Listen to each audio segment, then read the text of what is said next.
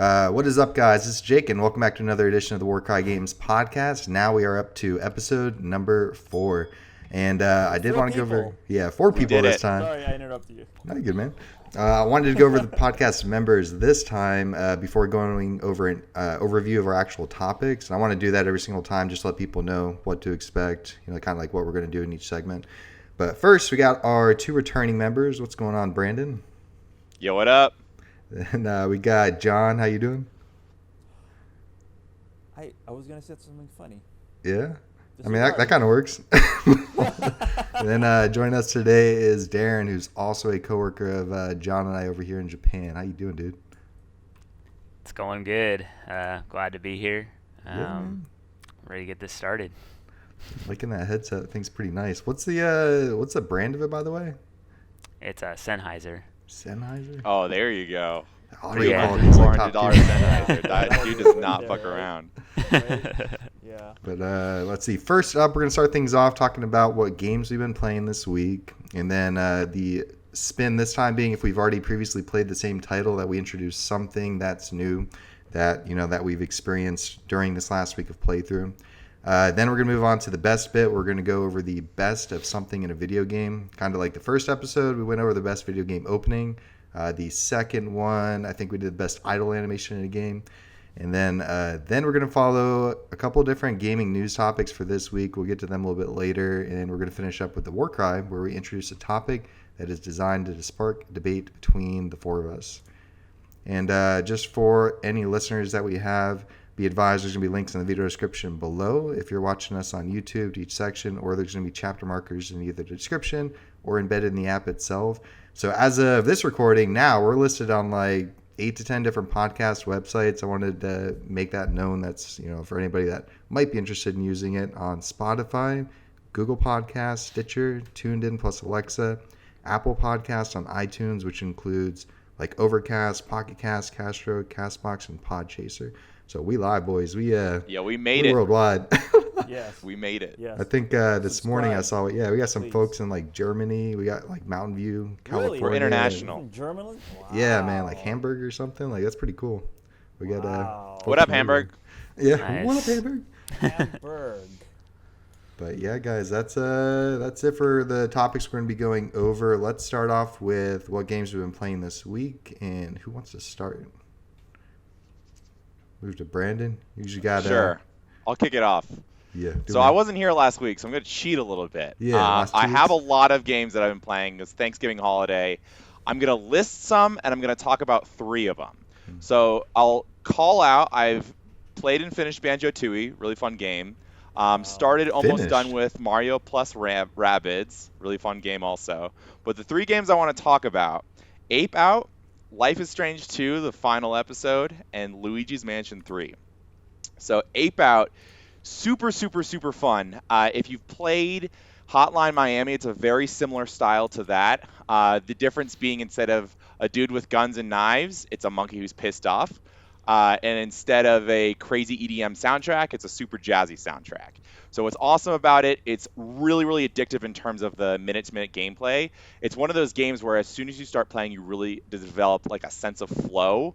You're just immediately start the level, killing dudes. You're a monkey trying to escape different environments. So one, you might be in an office building and you're trying to go all 50 floors down to get to the ground floor.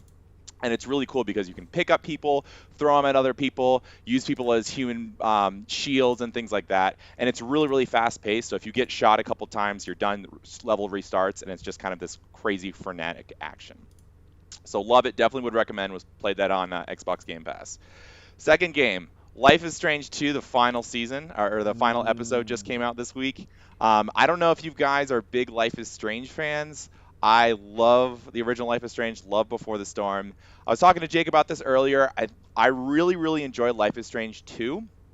The one thing I'll say, I don't think the story hits as hard as the original Life is Strange, and in some ways the prequel Before the Storm. But I definitely think that the gameplay, the production values, and everything that kind of surrounds the story is better than the first season. So they've definitely improved some things from the first season, but in some ways the story didn't hit me as hard. The one thing I will say, and especially Evan, I'm not going to spoil any parts of the story.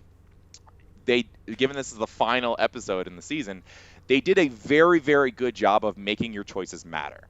That's one of the biggest complaints that people had from season 1 and Before the Storm is you know, it would have this pop up say, hey, your choices influence the rest of the story, but you really only had really some know binary either. options.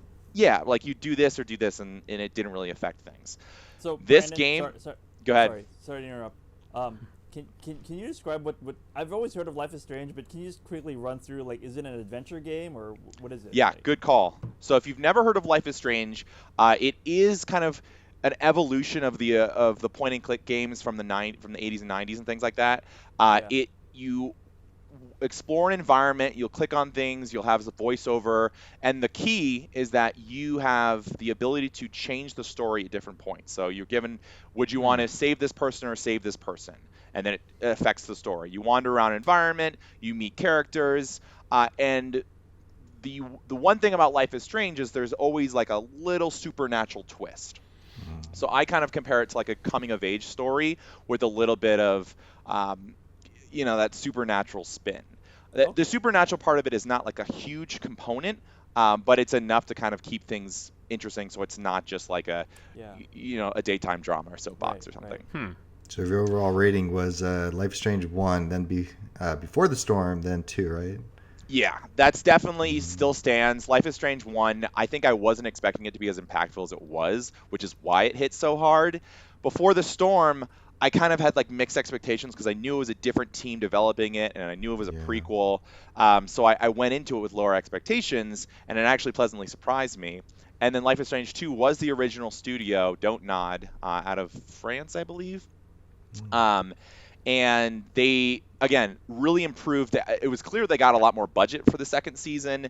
The voice acting, the lip syncing, little things like that you kind of notice in the first season. You're like, if they had some more money, they could probably improve this. But personally, just the way that they crafted the story, there were parts of it where you're like, this is an interesting choice. I'm gonna spoil one little thing. Like the last episode, there's like one choice that I was like, this is so stupid. What human being is not gonna pick this thing? No spoilers, but there's like one of the like crazy. They like slow the action down and it comes to crawl and the whole screen goes black and it's like, which of these choices you're gonna pick? And one of the choices like, do you hug this character or don't hug this character? And I was like. Come on. Usually there's like, do you save this person or save this person? Like that's the kind of like stakes that you're talking about, especially if the screen goes black for one of those decisions. Like you make a lot of decisions, like do you pick this food or this food? But every time it's a screen go black moment, it's like, oh shit, this is really gonna affect the game. Nice. And one of the fucking choices is like, do you hug the person? I'm like, really? Yeah, like this is, I don't know. That was just like are one. Are you an asshole or are you not an asshole? Yeah, and like I get some people like to play like the Renegade run from like Mass Effect, but like for this kind of game, like it's so much more impactful. And why Life is Strange 1 was so impactful is I felt a lot of the choices had benefits on both sides. If you pick this, you could see some benefit there. If you pick this, you could see some benefit, and it was kind of the choice between two evils in a lot of instances. Right. Nice. And you look at, and it's funny because once you finish the episode, it shows you percentages of who chose what, like internationally, and it was like 97% hug this person. I was like, this is like not a good choice. Yeah. I want to know who the 3% assholes are. Didn't hug. They were curious. Right. That's it. Like what happens if you do? 3% people that didn't hug. Yeah. Well, sometimes it's funny to see the reaction. Yeah. Sometimes it's funny to see like the outcome. It's curiosity, But yeah, I think it's more that, but it's not like I feel like people going into it are not like really. Oh man, if I don't hug this person, the story's going to change. That's the point that is like a little frustrating. But. Outside that one, you said you had two others, or is it just with? Well, yeah, one more I do want to talk about quickly is Luigi's Mansion 3. You picked it up?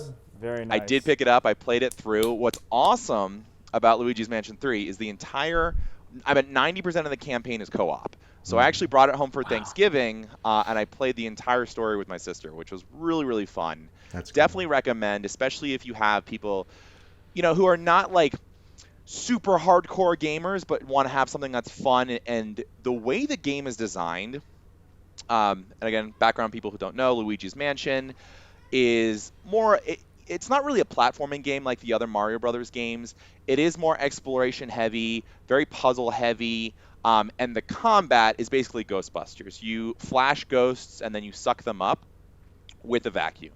And so you're going and exploring this mansion and trying to capture ghosts and solve puzzles.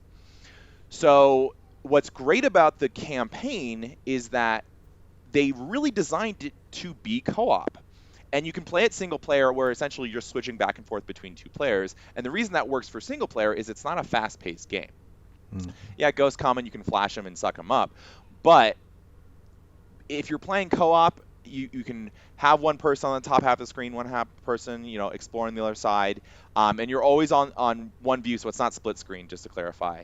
But you're exploring environments together, and all of the puzzles, or the majority of the puzzles, do require two people to work out. So if I'm holding a switch down, then my sister could go and pull a lever, something like that. That's pretty cool. Is that Guiji?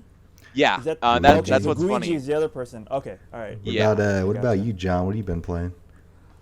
Well, okay, well, just on a quick aside, just to continue on, play off of Brandon's point there with Luigi's Mansion. So I think the reason why it wasn't as popular, it didn't get as popular as it did, and it has like kind of a cult following now, is because when it was released originally for the GameCube, people were expecting the next Mario. Right. And Mario Sunshine was still like, I don't know, it was Couple like years. a year or so. Yeah. It was like a year or something away. So people were thinking, oh, there's going to be a new platforming game. And then, oh, what's this? Like, what? A vacuum? What? Yeah. Luigi? So it reviewed poorly. Well, not poorly, but it was definitely mixed. And so that's why I think it didn't really get the traction. It didn't get the attention that it deserved. And yeah, that's my only thing that I had to add to that, really. But on to what I've been playing. The season for Call of Duty is out. Season 1. Not giving Activision more money. Yeah, same. Than my $60. Yes, he will. As it is.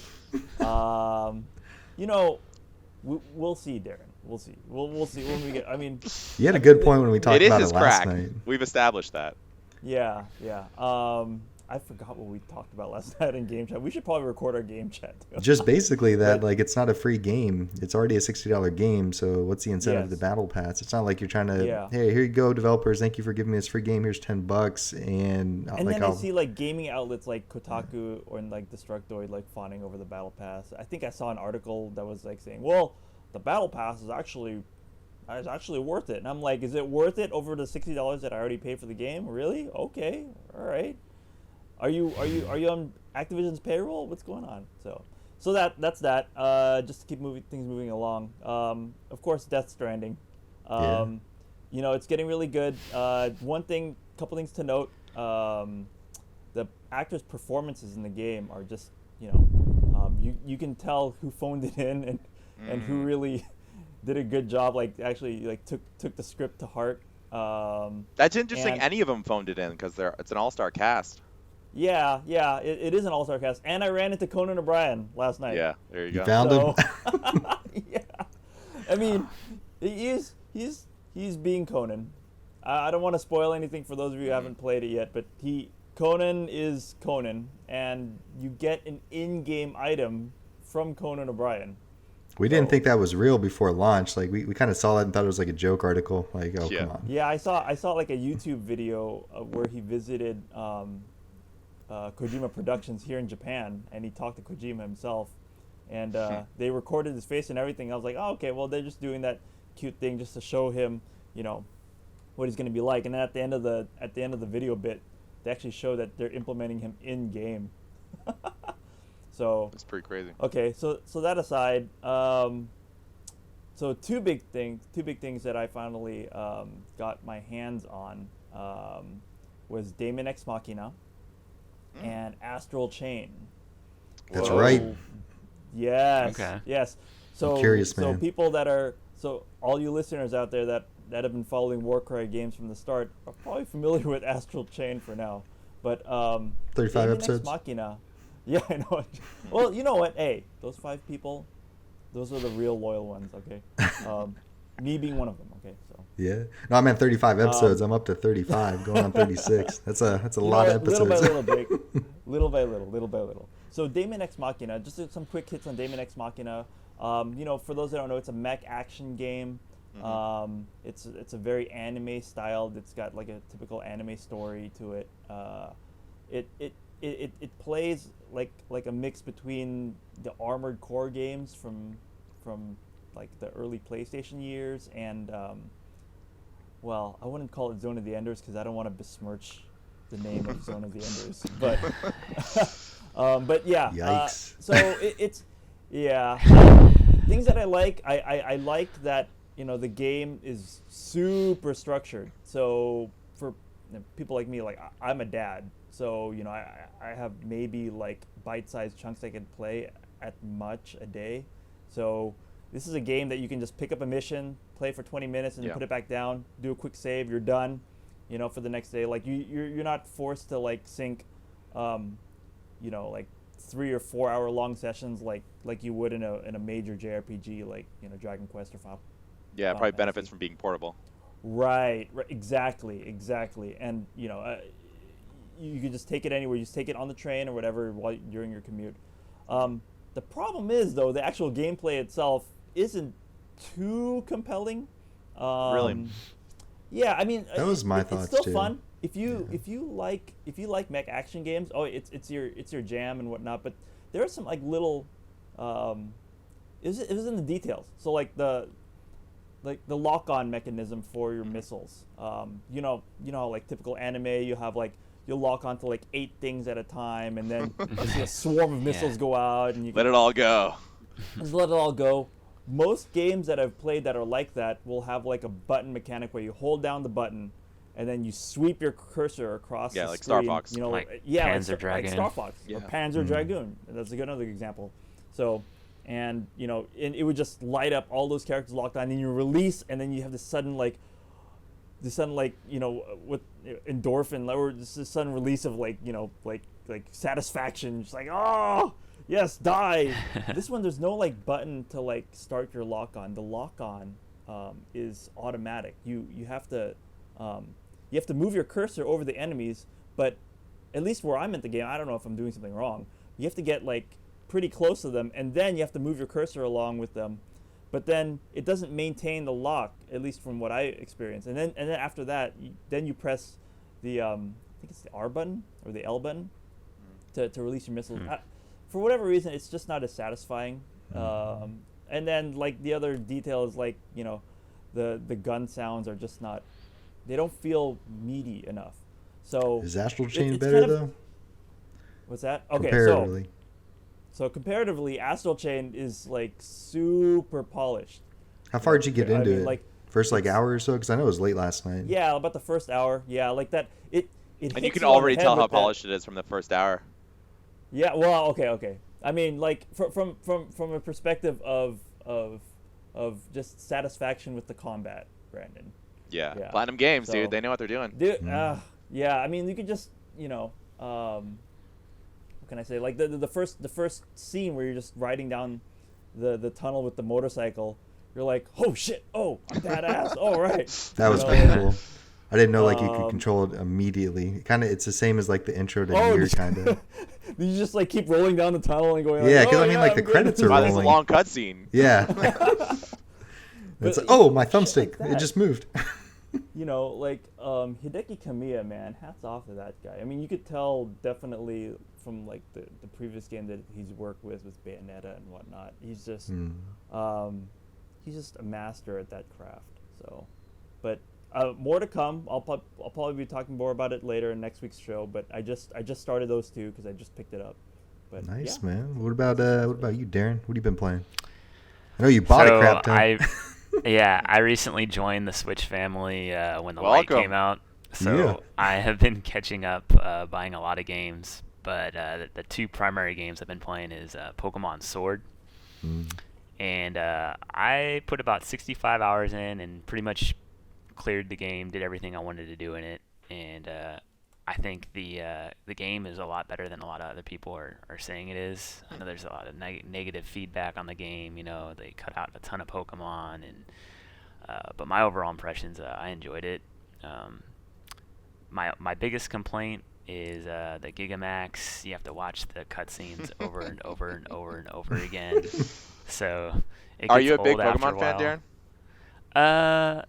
I played Red and Blue a lot, and then I played all through X. And in this Okay. next reiteration of Pokemon, I was like, all right, this is the first home console version of a Pokemon game, like a traditional Pokemon game, so I have to pick it up. Yeah. But I'd say I'm probably like somewhere in the middle. I'm not a huge Pokemon fan, but I definitely appreciate loved it. Red and Blue when it came out. Yeah. Yeah, I got my first 2 shinies. I did the whole shining hunting thing with my wife. She's kind of mad at me because she's bred like I think about 1,000 Pokemon, and she She's hasn't got seen Shield, a single right? one.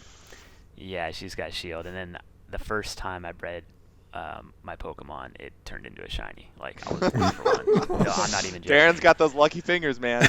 Yeah, I got a shiny Flygon, and then I came home that same day, and my wife was trying to breed her Pokemon, and like within an hour, I got a shiny Charmander too. Oh, she so- probably hates you. Oh, so Charmander? That kind of, yeah.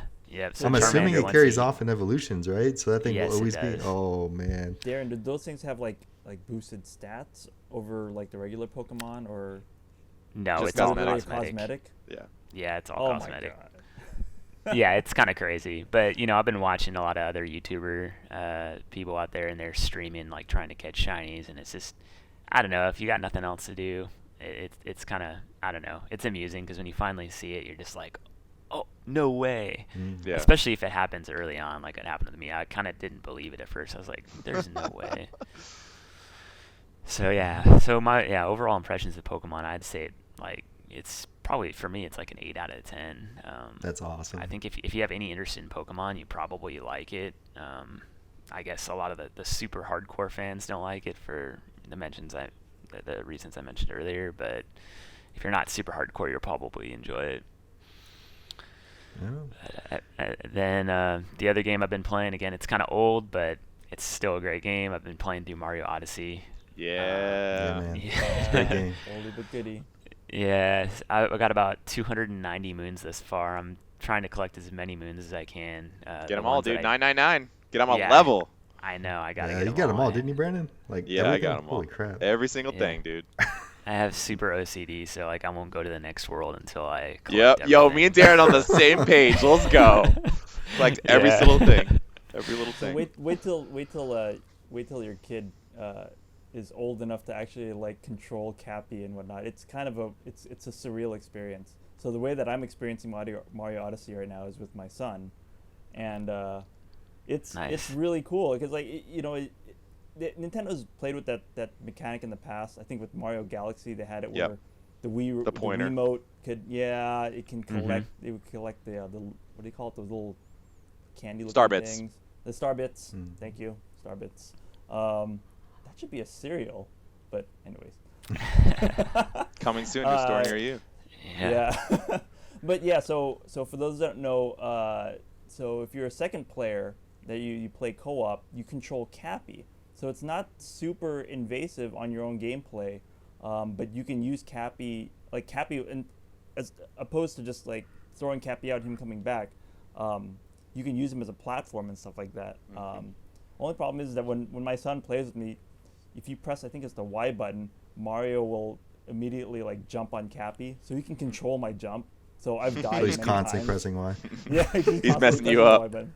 Yeah, but anyway, He's doing that on purpose. I didn't mean to interrupt your thing, Darren. But yeah, for those that okay. haven't experienced, like co-op is just it's a Super neat fun. experience. I think people should play it. Just to move things along, we'll do I'm just going to say like my 3 real quick, and then we'll move on to the next segment. Just try to keep it on time. But for Fire Emblem 3 Houses, I've been playing that for a while now, each podcast. The most recent thing I've moved into, I did clear the Battle of the Eagle and Lion. Nice, dude. And then a couple side quests after that. I think I've done 2 side quests after that, little battles. And I think there in that game, there's a town where I was first introduced. I forgot what that town is called, but I have to go back there. And I think some shit's about to go down because they're like, hey, we got to go back to, hey, isn't that where we met? I have really, really, all the characters like, I have a bad feeling about this. I have a bad feeling. So I'm like, okay. Kind of like what you guys were mentioning during the podcast. Ooh. Like something's I about to love these happen here. updates, man. I cannot wait. that's it for that one. Astral Chain, it's on the channel, but I'm on file 9. There's 11 full files. The 12th file is just like an epilogue. You can see just on the channel. I mean, I'll avoid talks on it since I'm pretty much like late game at this point. But there is also a VR game that I've been playing because I picked it up on Black Friday for super cheap. It's called Pixel Rip 1989. I don't know if you guys have seen that. Never even heard of it. Oh, man. Okay, so how this game starts is like it's super retro, like, you know, like purple flashing lights, you know, kind of it feels like it's something in the 80s naturally. It throws you into a classic like OG Game Boy style game. So like the green background, black text, you know, and you're just playing this game onto a screen. And the events at the beginning of the game, they require you to kind of break out of that OG Game Boy. Like your character has to break out of it and invade someone else's system, handheld system, to save the world, essentially.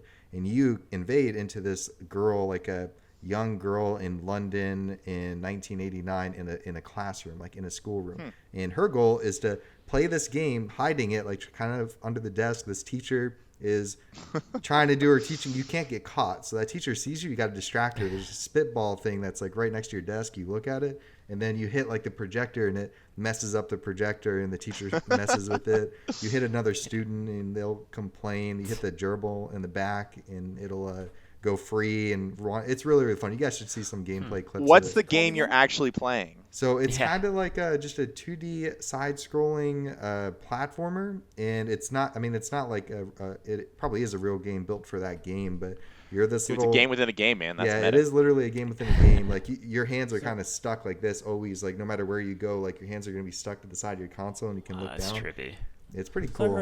I've heard of this before. This is called Pixel Ripped, 1989. I think it is on Pixel PSVR Ripped? too. Yeah, but I played it on Oculus. I think it's on the Rift. Quest because like I think I Yeah. okay, I saw it.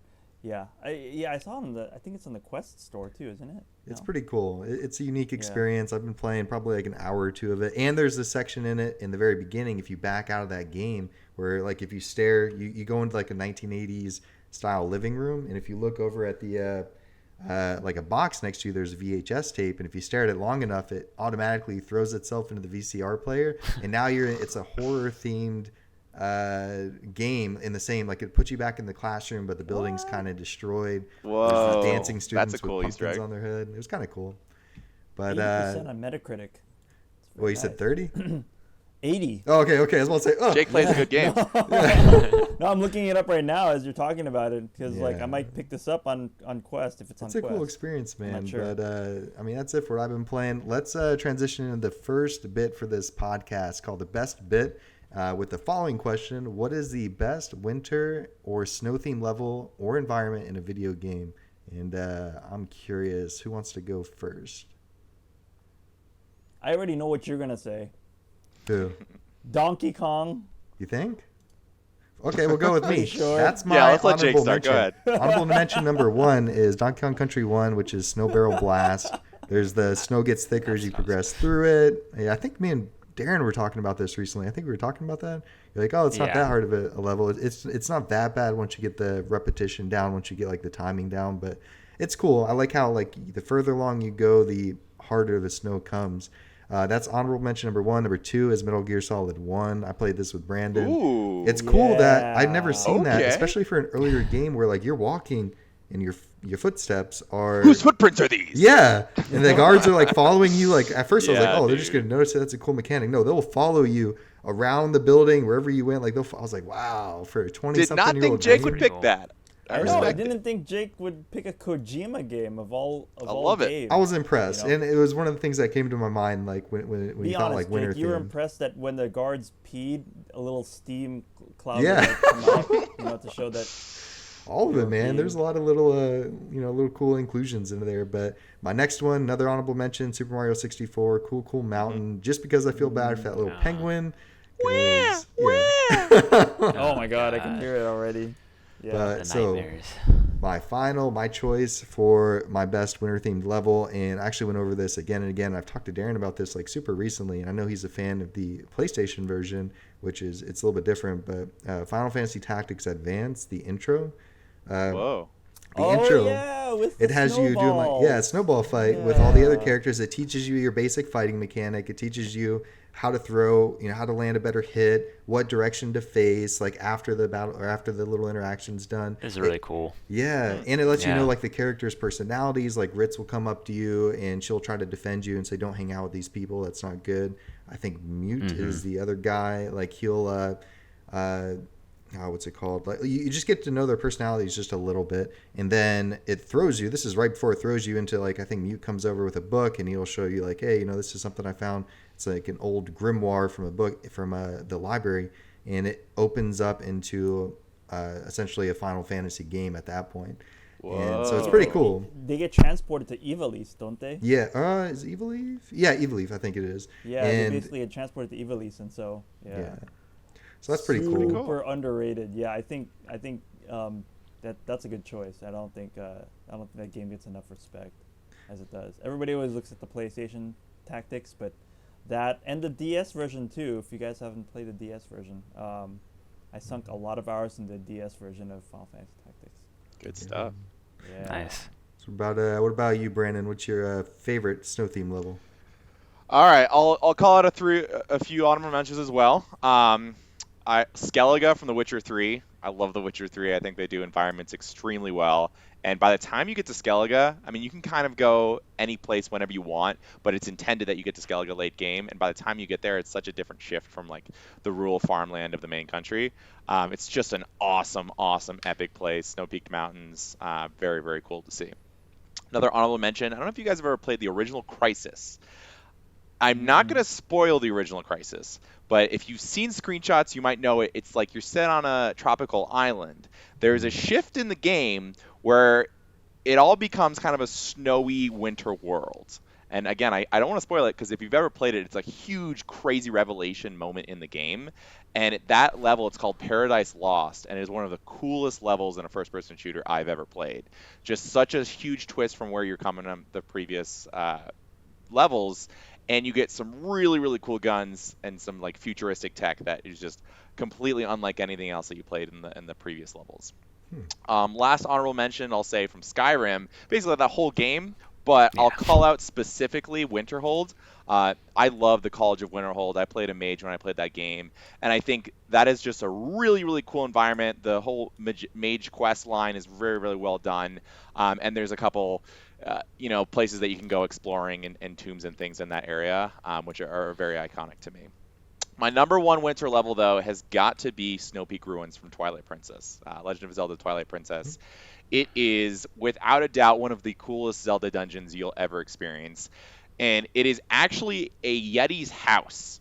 So let's set the stage here. To even get there, you snowboard down on a piece of ice. You snowboard down this mountain, snowboard, and then you land right on this giant castle. And you're like, what? Why are we at a castle? What are we doing here? And then you walk in and you see this Yeti. He's concerned about his sick wife, who's also a Yeti. And you're like, all right, let me go explore the mansion. And the entire dungeon, you're going through different rooms of the mansion. There's cannonballs that you can put, gunpowder and bombs in, and it explodes different ice particles. And you get one of the coolest Twilight Princess weapons, which is a ball and chain that you can swing around. Awesome. Yeah, that thing's awesome. Absolutely amazing level. And again, it's snow themed, so the entire place, you can just see like the Yeti like huddling up for warmth, and you're like cooking pumpkin soup as part of a quest line within the dungeon. It's just this crazy event and series of events. Dang. What about you, Darin? All right, I'll give you guys a hint as what my favorite is. So the first is Michael Jackson and Sega Genesis. Moonwalker. Any idea? Moonwalker? No. See, you might guess that. That is a good guess, but there's another game. Oh, Sonic 3? Yeah. And do you know what level I'm thinking about? He's in Sonic 3? He composed some of the tracks like unofficially. I think. Yeah. Oh man, I don't know the name of the snow level. It's Ice Cap Zone. Ice Cap Zone. Yeah. Yep. And yeah, just the music alone for that stage is awesome. It's one of the best Sonic level themes. There's nothing really special about the level. It's just, for me personally, I guess nostalgic reasons, and the music. Like, that's one of my favorite levels. And then as Jake was saying, I was gonna say Donkey Kong, but he already mentioned it because yeah, the Donkey Kong Yeah. snow level is awesome. But yeah, Good stuff. Yeah, man. what about you, John? So, hey, are you the host? I'm just, Do I'm it, man. joking. Move We're all along. hosts here. So, no, I'm joking. So first of all, wow, Brandon, like I didn't know you had a PC that was able to run Crisis back Oh, in dude, the day, my first man. gaming PC know they in high school, existed. dude. I built my first PC in high Wow, that's Yeah. impressive. That's impressive. school. Dual 888 GTs. Holy shit. So I didn't have a solid answer for this. I just thought of like a bunch of snow levels, but I couldn't. But the one that like keeps coming back to me, and this might be a surprise for some of you, is I Am Setsuna. Oh, love that game, man. The whole The entire it kinda game is. cheating? Yeah, I was gonna say, is it kind of cheating because like the entire game is pretty much like in a winterland? I mean, I said like, Skyrim, so. Yeah. yeah. But I mean, just the environment, the settings, just the atmosphere, the ambiance of it all, and the fact that it's a solid game, that totally like, you know, I mean, it said before, but it evokes the Chrono Trigger vibe from a lot of people. Was there actually there was like a snow level? There was a snow area in Chrono Trigger, wasn't there? I want to say there was. Yeah. Yeah, Yeah, there was, right? Yeah. End of I time thought about or this. whatever before the end of time. There's in the apocalypse. DS version, there's like a crying mountain bonus part, and then Yeah. there is where you go to like the top of the mountain to like revive the. I don't want to spoil stuff, but there's like that one part with the tree or whatever. Oh God! I think you're. Yeah, I know what you're Yeah. talking about. Yeah. Should we spoil it? I mean, we No, shouldn't no, spoil no. it. No. And also in the no. last like 30 seconds, we've covered 2 games that I lost bets to Brandon on that I had to do some sort of report on. One game was I Am Setsuna. I had to write like a 3-page essay about that, like after I beat it. And then the other was It's like- Chrono Trigger. I lost an E3 bet, and so I had to play through the entirety of the game. Oh my God. So Stakes both of those. are high. So, Yeah, man. so people like. I mean, is it? I guess it depends on the game. Sorry, we're going on a tangent here, but it depends on the game because like some people still get pissed off that about the major plot twist in Final Fantasy VII. I don't even want to spoil it then because I'm probably gonna trigger people. But I think it's like a lot of what- people know is about there a it. statute of limitations on that stuff? I don't know. I'm actually playing, like, I'm about to play through it in the near future. I got Final Fantasy 7 and 8 Twin Pack coming in the mail. The only thing I know is that major spoiler, but I guess in the sake of just in the event somebody does listen to it and they've not I mean, heard they about might be it. holding out for the remake, so. Yeah. Oh might as my well God. might as well hold on. Yeah. Okay. I mean, we got people that have never played Final Fantasy VII that are like, they're kids. They never played Final Fantasy Right. VII on the PlayStation, and this Yeah, might be like yeah. their first time ever Yeah. playing it. That's true. That's true. We're gonna the comment section, or at least on the YouTube side of things, would be kind of interesting. You assholes! Why did you ruin this for me? I think that's it for everybody's thoughts on Snow Theme level. Let's go into the gaming news section and start with Super Mario Maker 2. There was the new content drop, including the Master Sword upgrade with Link, kind of like a transformation. And I know the only 2 on this podcast, I think, that actually own it are Darin and Brandon. So I wanted to know what you guys' favorite mechanic was of the whole trailer. Actually, it dropped, 2 days ago, 3 days ago? Mhm. So it's actually think so, live that's in it, yeah. game. Have you guys created any levels? You're thinking about creating it? Or what was your favorite inclusion with this? No thoughts? I'll go Darren, I'll let you first start, because yeah. I don't have a lot to say because like I said I picked up a ton of games, so I've been busy playing a lot of those other games, but all the mechanics that I saw in it looked really cool, like using bombs, arrows. Yeah. I was really surprised with how many, like, they gave him like his entire moveset from like the Mhm. original Zelda game, and that shocked me when you first told me about it because I didn't hear about it right away. I was kind of thinking, oh, it's just like a decal, maybe you can slash your Yeah. sword left and right, but there's the down attack, like jumping in the air and down attack. Mhm. Bomb and It's arrows. really, really cool. Well, you have the. I don't think I'm going to down be thrust, making any yeah. levels just Yeah. because I like playing other people's levels. Yeah. I'm not very creative, so Yeah. maybe So- I'll give it a try. But Let me ask you this, and this question is for Brandon too, actually. Sure. So with these Zelda items now that are in the game, Mhm. do you find that it plays a lot like those side-scrolling levels from Link's Awakening? That's an interesting question. I think that's a good comparison. I think the way the physics work are still very Mario. I think Link's Awakening physics, they definitely like feel not as tight. You're only Right, doing a right, couple side-scrolling sections. right. Um, the one thing I'll say, which I just thought it was interesting, because Darren, you mentioned like, your first reaction when you thought it was going to be just a cosmetic skin, and same thing here. I mean, they had cosmetic skins in the original Super Mario Maker. They even had Link in the original Mario Maker. Right. The fact that they were willing to go above and beyond and include the bow, the bombs, like all these different mechanics, really makes this a different beast entirely, which is really impressive that they take the time to do Absolutely. that. Yeah. Okay. And I'll chime in. Darren, I agree with you. I'm very much more of a player than a creator. I actually haven't created any levels in Super Mario Maker 2. Oh, just I playing. have I beat the story campaign or whatever, and I've played a bunch of people's online levels. It's super fun to hop in and see how creative other people are. It's funny. I almost am tempted to do it with the Zelda mechanics because, as you guys know, I am a huge Zelda fan. So the gears are starting to turn in terms of different ways that you can create levels.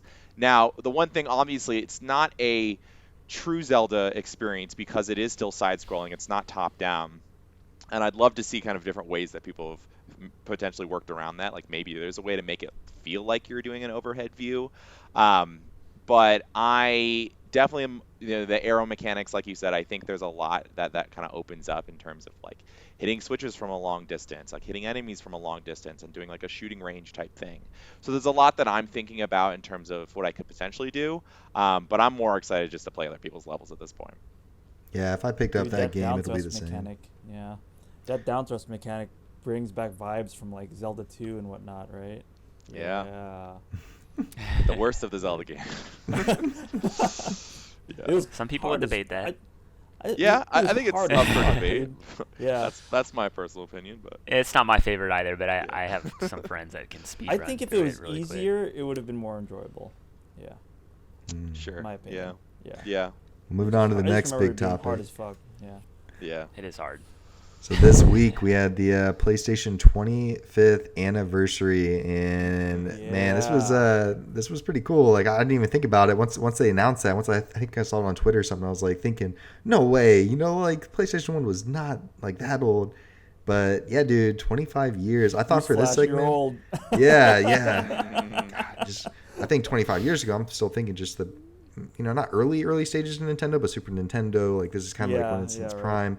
There was that whole split where Nintendo and Sony were supposed to work together. They created the Nintendo PlayStation, like that early demo that they had that ended up not working, and they split off. And yeah, I guess it was right around that time. But so I thought for this part of the gaming news segment, we can go around the table and talk about what your favorite PlayStation platform is, and then list one memorable game that's been attached to it, and does that game hold up today?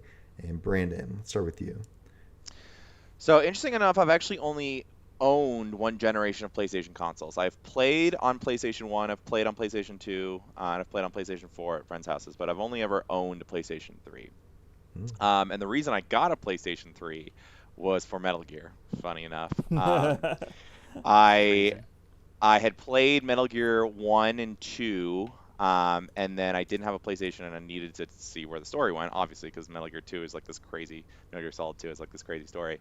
And so Snake Eater is definitely my favorite game on a PlayStation, or that was designed for PlayStation, Metal Gear Solid 3 Snake Eater. I had a big fat PS3 back in the day so I could play PS2 games, and then now I have the HD collection for PS3, and the Metal Gear Solid 4 was an incredible achievement as well. I'll just briefly call out, I love the God of War series on PlayStation 3, and I really liked, I again never really played PlayStation 2 games, but now I had this backwards compatible console, and I did pick up Shadow of the Colossus on PlayStation. Nice. Which was also a really, really defining game for me in terms of its gameplay and the scope. Nice. What about you, John? Favorite console, game, and whether or not it holds up? Oh, favorite console and favorite game. Wow. Okay, so, well, before we begin all this, you're talking about 25 years ago, and you're thinking of Super Nintendo era. Like me being the old man on the podcast, I'm thinking like Nintendo era. That's where my mind goes when I think 25, 30 years ago. But anyways, besides the point, I think PS2 was a game changer. I think out of all of those, Best all DVD player in the consoles world. released so far, yeah. I remember talking to friends. My girlfriend at the time, like I suckered her dad into, like waiting in line for a PS2. Actually, that's not probably 100% true, but I do remember like him like waiting in line to like get PlayStation 2s, and it was just like it felt like such a big event at the time. In terms of games, I think the Gran Turismo series is, for those of you, for people that know me, like outside of the typical games that we normally play, I'm also like a nut. So Gran Turismo is kind of like, it's one of those things that like it's transcended gaming. So it's not only like one of my favorite PlayStation exclusive games, but it's also like it's existed in pop culture. You saw it in the Fast and the Furious. People, entire car industries brought over cars from Japan that they would have never released in America because of a damn video game. Like Big deal. Mitsubishi and the Evo, yeah, and the GTR for Nissan. So I think gaming wise, but also on a cultural level too, I think Gran Turismo, like the entire series, especially the ones. Well, I can't nail it to a specific console, but every Gran Turismo that's been on PlayStation console has been just excellent. Dang. That's all I got to say about that. What about you, Darren? I like that. So that's an interesting question because I really like the PlayStation 1. I really like the PlayStation 2. Those are probably two of my favorite consoles. But I just out of nostalgia, game that I played with friends a lot. So PlayStation 2, I have a lot of memories of that. Came out when I was a freshman in high school. And the game is Time Splitters. Yo, Time Splitters. Time Splitters. Wow, so much fun split screen. The original Those are Time the guys that Splitters. made GoldenEye, right? No, I don't think so. No. No. Rare, right? Rare was GoldenEye because they went and did Perfect right. Dark. But like the thing that I heard was like it was made, or the team composed of like ex-Rare employees. Hold on. Okay, you keep talking, look Darren. it up. I'm gonna fact check here on the phone. But yeah, the game was very similar to like Perfect Dark, where you had like you had a story mode, and then there was obviously a multiplayer mode, but there was also like kind of a challenge mode, and a lot of the challenges in the game were really creative and kind of funny and just cool.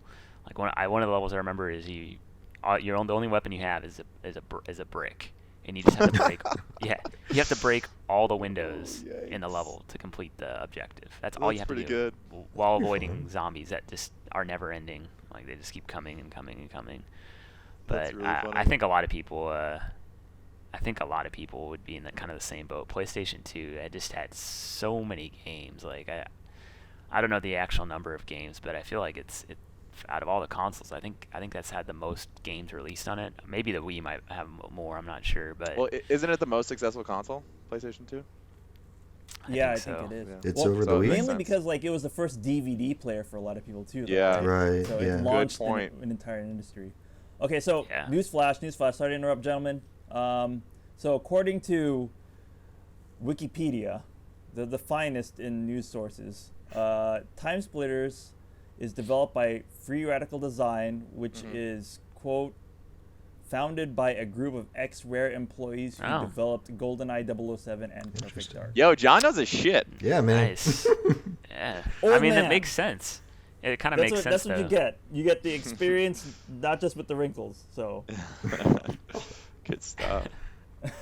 all right. Anyways, yeah. You think that game still holds up today? Time Splitters? I hear people clamoring for it. Like, I think that game still has a cult following. Like, people want a remake or a reboot of the series. Yeah, there was at one point, I can't remember the name of the studio, but they were gonna re-release it, like basically remaster it and release it on Steam, and then something happened and the project fell through. But It's there's never still been a lot of re-released? people- No. Wow. No. I mean, I think obviously in the modding community, people have made, they've modded it and made it, high resolution. But yeah, there's no official re-release at all. That's but weird because like the reasoning behind people not re-releasing GoldenEye was because of the stupid licensing issues with Yeah. MGM. Yeah, But, it's like a three-way license issue with Rare, yeah, James but Bond, this one- Nintendo. Right, they have no excuse for like this. I don't know. yeah, I'm not too sure. I'm not sure why it hasn't happened yet. But hopefully we'll see it sometime in the future. I'd be interested. For me, mine's pretty similar to Brandon's. I actually didn't enter the PlayStation scene at all until PlayStation 4. Again, like when I was a kid, I played on the PlayStation 1, 2, and 3, like younger anyways.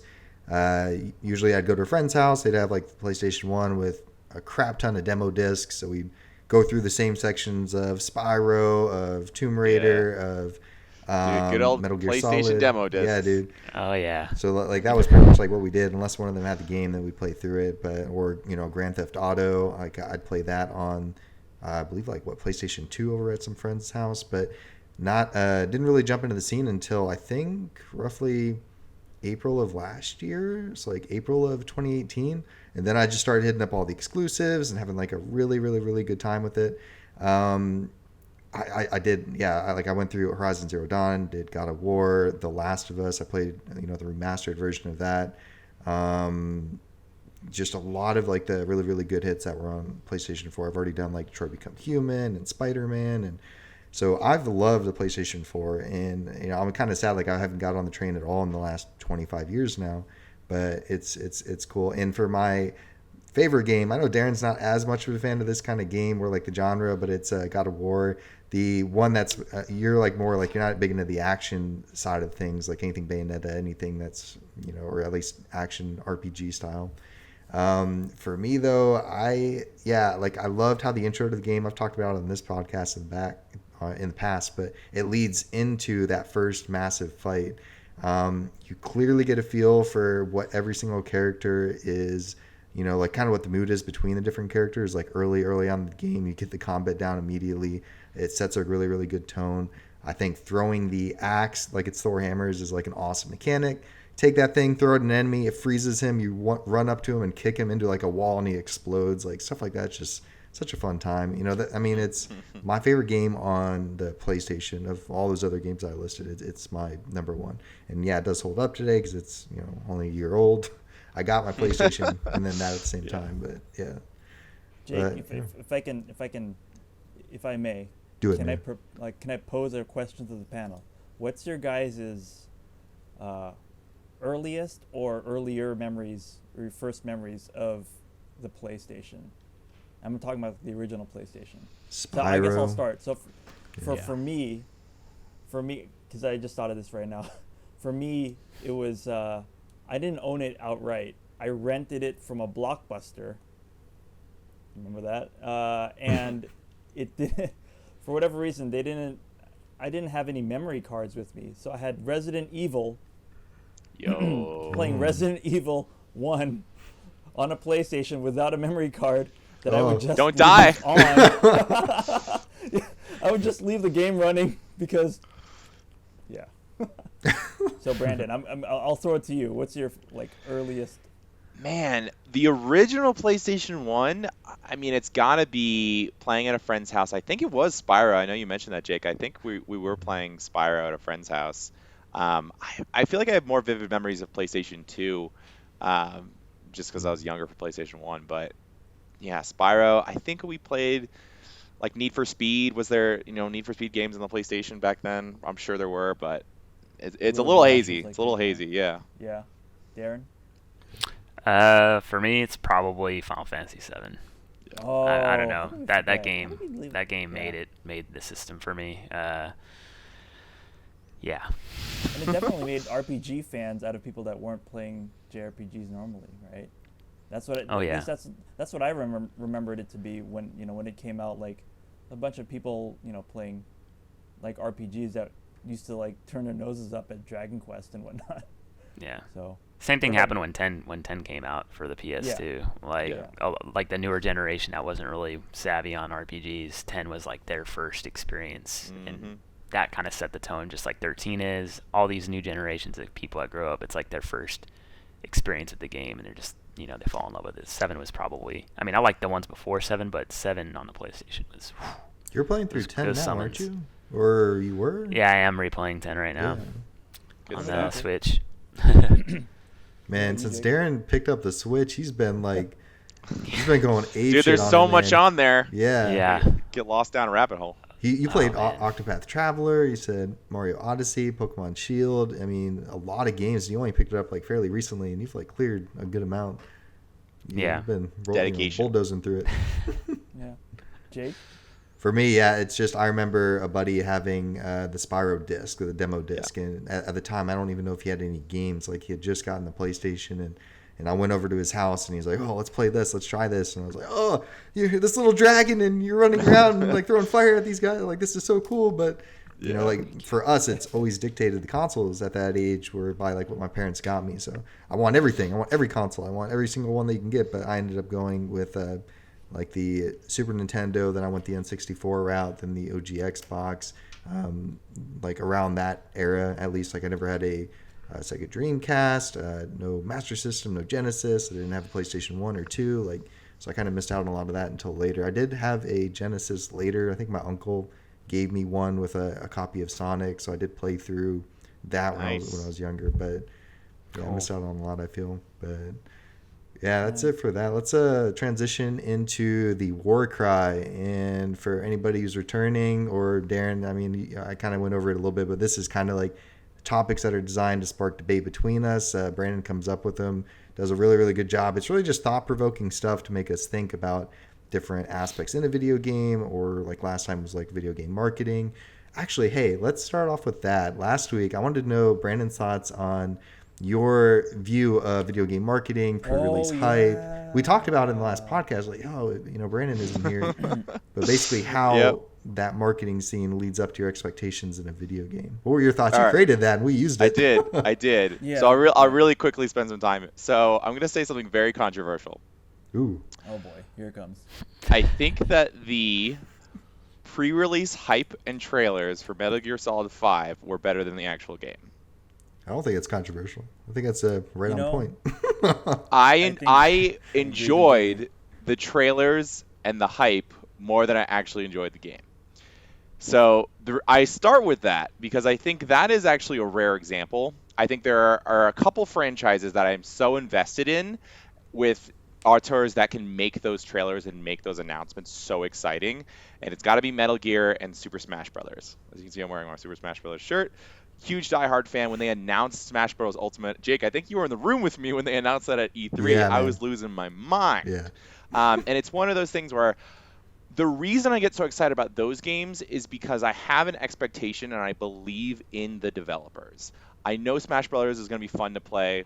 I had hoped that, you know, Metal Gear Solid, the gameplay was amazing. There's no denying that. Real quick aside, I want to see you and Darin. Darin's the guy I was talking about that said, I think between you two, skill level, it's about the same. Like, I played against Darin, I played against B-Ray. You guys are both, you whooped me about the same amount.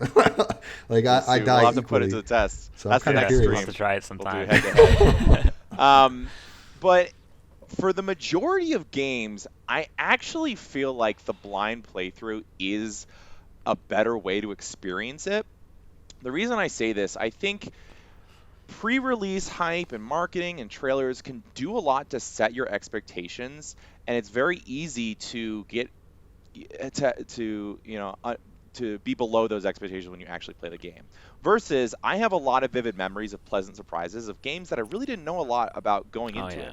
I called it out earlier in this podcast. Life is Strange. That's a game that I kind of heard about. I didn't really watch much about it. Didn't know anything about the story. And I played that game, and that game had so much of an impact on me. And I think if I had known more about it before I went into it, it wouldn't have had that same effect. So I think if you're a game company, obviously marketing is important to get the word out. And so this is the weird dichotomy where you have to get people on board and pre-ordering and hyped about a game and sharing it with their friends. But that does a lot to negatively impact your initial enjoyment, in my view. Again, I think there's few exceptions. There are those games where I have that trust in the developer. And so day one, I know Breath of the Wild, I have so much faith in Nintendo. Mario Odyssey, I have so much faith in Nintendo. Metal Gear, I know this game is going to be great to play. Those are a few examples because there's a history of those games. And again, it's hard for me to say this, but I almost don't want to know about your game if, you're not an established developer. If you just come out with something. I'll give you an example, Undertale. That's a game that took the internet by force, and I think that's something that kind of came out of nowhere. And if you didn't know anything about that game, you just kind of started hearing buzz about it, and then you start playing it, it really hits you a lot more impactfully than it would have if you've seen reviews, seen trailers, kind of spoiled the gameplay mechanics. It's one of those things where no one was hyped on Undertale before it came out, but when it came out, because it was so unique, because it was so stylistic in terms of what it did with game design, it caught on, and people really enjoyed it. I think the No Man's Sky effect is very right. is a very true thing, and opposite side of the spectrum. It's a thing that I think companies now that I hope that they're cognizant of now too, because I just remember me being so hyped for No Man's Sky, and then I booted it up, and yeah. Well, like, No Man's Sky is a great example though, because now I haven't played it, but it's gotten so much positive buzz because of the development they've done that now I'm intrigued. It's not that like everyone's freaking out about this crazy, stuff. It's just there's been slow updates, and the game has apparently gotten to a point where people do appreciate it. And so if I were to know nothing about No Man's Sky and play it today, I'm sure I'd love it. So, B-Ray, let me put this to you. It's like, so would you rather the developers of No Man's Sky, I think it's Hello Games? Yep. Is it Hello Games? So Hello Games, would you rather them just wait a couple more years to release No Man's Sky as it is now, or should they still have gone the same route of we're gonna hype the shit out of this game and then? So here's the problem. I would prefer the former, where they don't hype it up and they release a finished game that actually takes people and surprises people. That's the Undertale example. Yeah. I think a lot of people know about No Man's Sky because of the marketing, and they got a lot of initial capital because of that marketing. People bought that game day one. So if I was a business person, I'd be saying, hype the shit out of this. Like, let's throw trailers and pre-reviews and all this stuff. And I think that does a lot to help a game. But my view is, for the long-standing impact of a game, it's always better to have a complete finished product on day one. Yeah. I think another good example of this, too, is, I don't know if you guys remember the PlayStation 3 launch, the Killzone trailer. Everybody was losing their shit because they were like, "Oh, it looks so real." And then, I think there was like an article on Kotaku or something about how like, oh yeah, that was all just pre-rendered footage, and then the developers were scrambling to meet something similar to that. So yeah. What were your thoughts, Darin? But this is all kind of how I feel about Death Stranding, and I know there's mixed feelings about it, but like. But like for me, like I could already tell like the game, like it looked amazing, the graphics are amazing, and then I kind of expected kind of what a lot of other people were expecting when it finally did release, and then like I said, it's kind of there's mixed views on it, but sometimes I feel like some companies these days put a lot of money into showcasing the game, but then when it actually comes out, it's not at all what you had imagined it would or should be. Jake, if I may make a retort to the Death Stranding argument. So I think a lot of I know I have to defend it just because Kojima's my boy. So I think a lot of the earlier views and whatnot were like, they didn't disclose how much of the game that they played. I like reviews that disclose like, okay, we played the full game from the full story mode. We didn't 100%, but we played the full story mode and whatnot. And it seemed to me that like a lot of the negative reviews were coming from people that hadn't unlocked the motorcycle or the truck, where it would make deliveries a lot easier and a lot less frustrating just walking around. I don't know. Like I just feel like it's one of those games where like if you stuck around with it, like I think your opinion would not change, but it wouldn't be as harsh on the game. It's a classic example. Well, there's a lot of people who are like, well, why would I want to play a game for 10 hours before it gets good? Yeah. I mean, Final Fantasy 13 was a game that was like that too, right? Where like, Xenoblade it opens up at 15 hours in, and I'm like, fuck you, I'm not playing for 15 hours. Devil's advocate. But I mean, but then again, as someone that's 46 hours into 46 hours into Death Stranding, I don't know. Like it does get better. That's fair enough. Really, yeah. So Yeah, I'm on Brandon's mindset with that. You know, like for the most part, like I don't think, say for like a review section, that somebody should have to play the entirety, say 46 plus hours of a game for you to be able to review it effectively, or at least give your initial impressions. But at the same time, yeah, somebody who hasn't played the game or just has a dislike of somebody, like there should be some type of filter or something. But uh, like I do know like Xenoblade Chronicles 2, like that takes like I want to say 20 hours into that game or so, you're still getting tutorials. Like you're still trying to learn the mechanics of the game. It gets pretty deep. Yeah, I mean, I know most of you guys have played like Xenoblade Chronicles 1. Darin, I talked to you recently about it. And so like I don't know. I only played like the intro part of it, so I don't know exactly how that stacks up. Wait for the remake. Yeah. Next absolutely. year, that's coming. They have a date on it, or is it just 2020? I thought it said next year. I'm super excited because I played it on the Wii, and I wouldn't mind playing that game again. I saw people doing like side-by-side comparisons like yesterday, I think, like a Fiona. It looks good. Like it looks real good. I mean, like anything on the Wii is like. So not to deflate your Xenoblade Chronicles 2 a little bit, Jake, but like I mean, it's still a great game from what I've played, but to be honest, I was actually expecting the gameplay from 1, where it was like a lot of less people were, I think. turn-based, and so like that kind of was like a little bit of a shock to me. Like, oh, okay. See, I didn't have that. So I like, like Xenoblade Chronicles 2 combat though, but so I think what John is saying. So when Xenoblade Chronicles X came out, that's what people were. They were like, all right, cool. It's like the kind of not a continuation, but it's like the next Xenoblade game, and it was like nothing like, well, not nothing like, but it was not like Xenoblade, like the first Xenoblade. So when they said we're making Xenoblade 2. A lot of people went with the expectation that it was going to be like they're going to almost clone the system, and it wasn't they changed exactly it the same. What's funny is I would argue that the gameplay from 1 and X are more similar, where the world design from 1 and 2 are more similar. Yeah, no, that's actually that's why they it's Xenoblade Chronicles X like crossover. Like I don't know, that's interesting. Yeah. But yeah, trying to avoid getting derailed. I just realized we're like super off tangent here. Back to the Warcry. So that was just kind of thoughts about like pre-release hype marketing. That was the last one for the last podcast. It was just me and John on it. But for this one, I'm going to read it out loud, and we'll start with Darin this time. If you want to start, if you have thoughts on it. But what are the advantages of a silent protagonist? Do you feel more invested in the story when your playable character has their own voice in the game's plot? Is it important for the playable character to have a voice actor, or is the ability to choose written dialogue options sufficient for giving a sense of narrative agency to an otherwise silent protagonist? So I think a lot of you agree. I think it just depends on the game. Yeah. Some games it works, and in some games it doesn't work, which is subjective. But I'm sure this is going to be brought up. Zelda's a perfect example of how it works. I know there's some people out there that really would like to see voice acting implemented, and they kind of dipped into it with Breath of the Wild, but they want to see like a lot more dialogue, like Skyrim.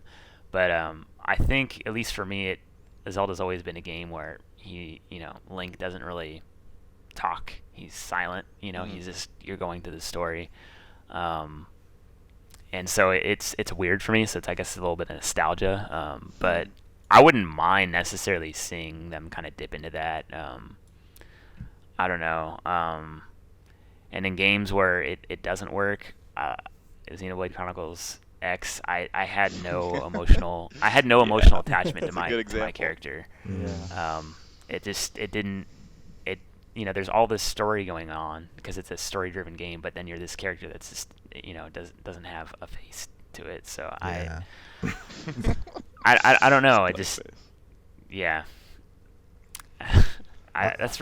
That's all I have for that. I don't know what your guys' opinions are, but mine's pretty similar. Like for me, I wrote my own little synopsis here, my thoughts on it, and Zelda was like one of the examples. Like having the silent protagonist, it allows you to project your own voice onto them.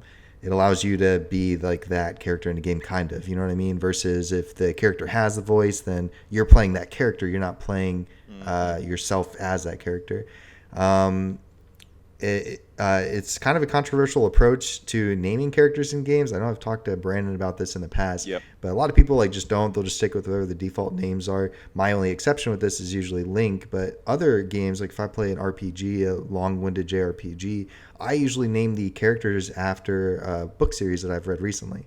So usually, like for example, I think on a recent playthrough is Final Fantasy IX. Most of my characters were named after Wheel of Time characters, and it's a long, 14-volume book series. And I like to just overlap, like play these characters in game as they are, but have like kind of a personality trait in the back of my head of how they are in my book series. Because a lot of like these book series, like say they're not going to get adapted into a movie. They won't get adapted into a game. I mean, I guess that's not a good example for that series exactly because they're going to. There's already a game out for it, but I like to have that. So like I like to think, hey, Rand is the main character of this, and I'm going to play through acting like it's his personality. Like, yeah, they already have a pre-established personality, kinda, especially if it's a somebody that's already got like a voice. But if they don't have a voice, like now it's like prime time for you are this character in this book series, and I'm like reliving that game or reliving that book in this game, and I'm doing both at the same time. Like I kind of like it. It's something fun to do. Like I said, there's certain games that I won't do it with. Obviously, if you play a game like God of War, you're Kratos. Like that's what it is. You're playing as Kratos in that series, But yeah, I mean that's just my own personal run on it. What do you think, John? So, first of all, I guess Link going hot doesn't There's count, their voice no? acting. Hot? No. Somebody got paid for it, so there's voice Yeah, acting. that's true. So, I think this might be the first time where the war cry is just all of us agreeing with each other because. Brandon's gonna it won't change be. it up. No, okay, disregard. So, well, I like you and Darin. I think it really depends on the game, because and I think it speaks on the writing. The game that keeps coming to mind for me for best silent protagonist is Chrono Trigger. If the writing and the story weren't as solid as they were, I think the silent protagonist wouldn't work as well. So my theory is that like Darin was saying with Xenoblade Chronicles, probably maybe the reason why you don't care about this silent protagonist character is because the writing is not poor, but it's just not strong enough. The supporting characters around that main protagonist aren't strong enough to support a silent protagonist. So, but other than that, I completely agree with Jake and Darin, and I'm interested to see how B-Ray is gonna completely flame us all with his answer. All right, man. Final roughly 13, 14, 15 minutes. Let's hear, B-Ray. Let's hear your controversial opinion. So, you guys know I'm a huge Zelda fan. So, you have to acknowledge that, or I have to acknowledge that I love Zelda. I don't love Zelda for the story. And it is because I have a very difficult time connecting with a story who has no emotional connection to the plot. And I think a lot of the examples that we brought up, Chrono Trigger, Legend of Zelda, Dragon Quest, they're games, I think more so on the Zelda side, more so on like the Dragon Quest side, where the game expects the player character to be a main part of the story. There's a lot of references to the player character. They're the chosen one. They're the one going to solve the issues. I think Chrono Trigger is actually an interesting example because I would argue that Chrono is not central to the plot of Chrono Trigger, even though his name is, his name is in the title. That game really shines because of the other characters in your party. They're the ones, the backstory of Frog, Magus, like all these different people. Right. They're really the important ones. And I would argue the same thing with Dragon Quest, which is why Dragon Quest is an impactful story to me, Dragon Quest 11 at least. But the difference with Dragon Quest is I always felt like because you were the chosen hero in Dragon Quest XI, they really wanted the story to be all about you. You are the luminary. You're the one saving the day. And so me personally, I have a very hard time giving a shit about a character who you really don't get to understand their side of things. People talk to you. People talk at you. And so the reason I phrased this question the way I did was because I think there's tiers of silent protagonists. I think there's the Zelda, the Dragon Quest, and the Chrono Triggers on the far end of the spectrum, where you really have no input. You can barely select dialogue options. It's just the story happens around you and the characters talk to you, and they say how big of a deal you are. Then you kind of have the next tier, which is more of the create your own character. I would put Skyrim, Fallout, where you don't really have a voice actor per se, but you definitely are influencing the story based on your decisions, and you are talking to people and choosing dialogue options.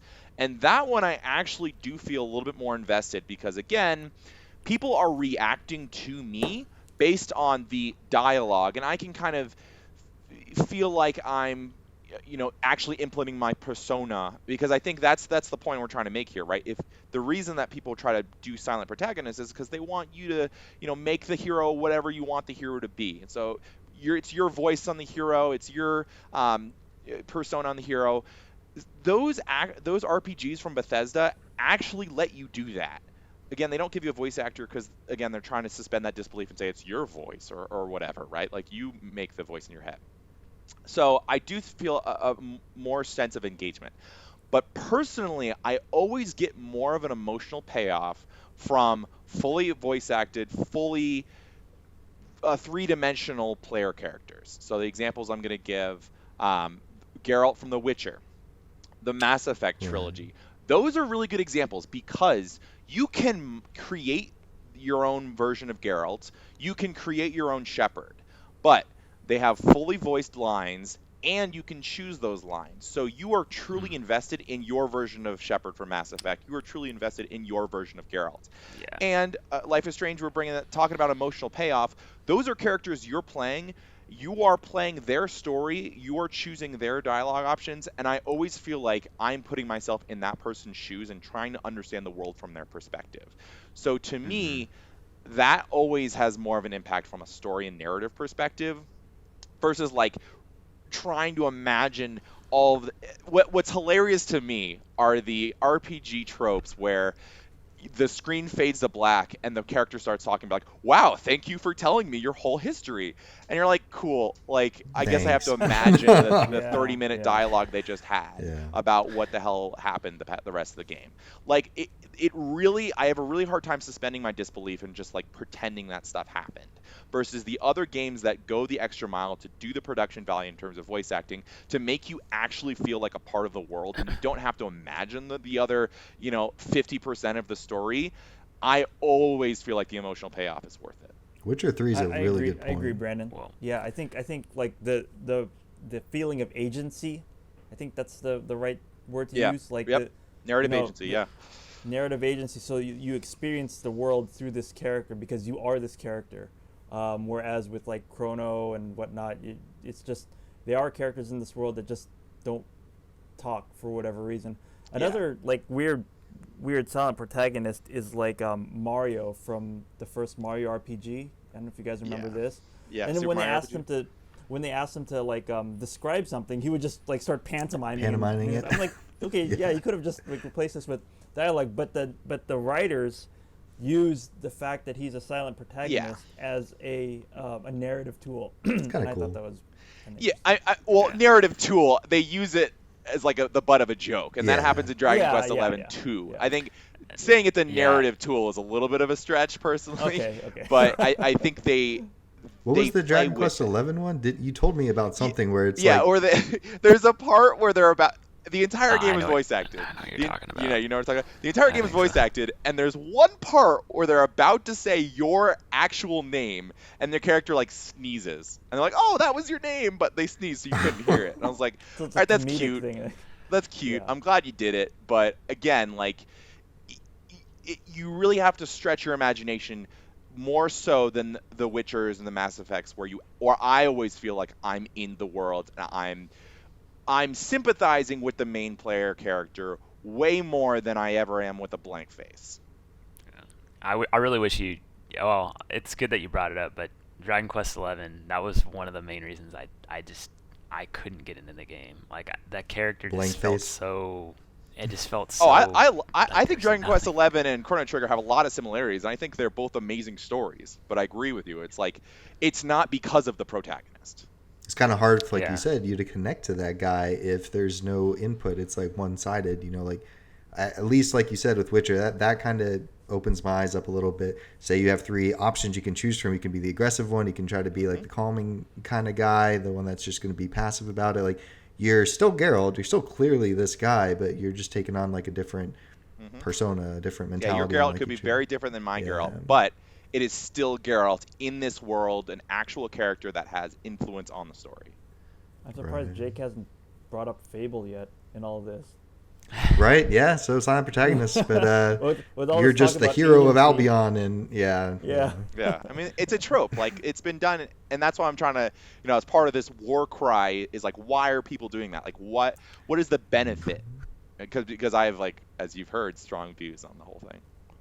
But I think you're right. I think the benefit is agency, is that you are this person, you are this character. But then when they try to start inserting personality into this character that's not you, then it gets weird, right? Yeah. Is that what you're trying? Am I understanding? Yeah, that I right, mean, or- I think a point I'll make is there's a difference between narrative agency and the gameplay, right? And so silent protagonists, they want you to just feel like the player character, you're just playing, you are you in the world. But whenever they try to extend that and make you feel like an actual part of the story and the forward progressing plot, that's where it loses the charm for me. I kind of get a little feeling for it. Like, say, Fire Emblem Three Houses, like your guy, very much like silent protagonist. For example, I think I was playing yesterday or the day before, and some dialogue options would pop up. You're having that interaction, that one-on-one with somebody, like a support interaction, and they give you one dialogue box. Like, you will say this thing. Like, why even let me click the button? It's not like it'll just be like, I agree with what you said. Like, what if I don't? But it'll just give you like the one. It does that a fair amount, but it's like Yeah, you can are. You can can't already really draw change your conclusions. byleth in that game. Yeah. You can be a already girl draw or a your guy, but conclusions from I'm sorry, but you can already draw your conclusions from like what kind of person you are when you start to go on dates with your own students. Just saying. yeah. Hey man, they're cooking classes. It's not a date. Yeah, it's just tea time, dude. Dude, It's tea just time gets Just awkward. tea time, are you sure? Like when you're sitting there, like, hey, I gotta ogle this girl for a little while to try to get. But I get the purpose of it. You're trying to like, oh, let me see what Raise her the necklace is support, like. Jake. It's all about the support. But yeah, guys, unless you have any final thoughts, anybody got anything about to close it out here? Nada. Well, thank you guys for joining me for this podcast. I think we handled time pretty well, just for having like 4 folks here. We still made it in just under an hour and a half.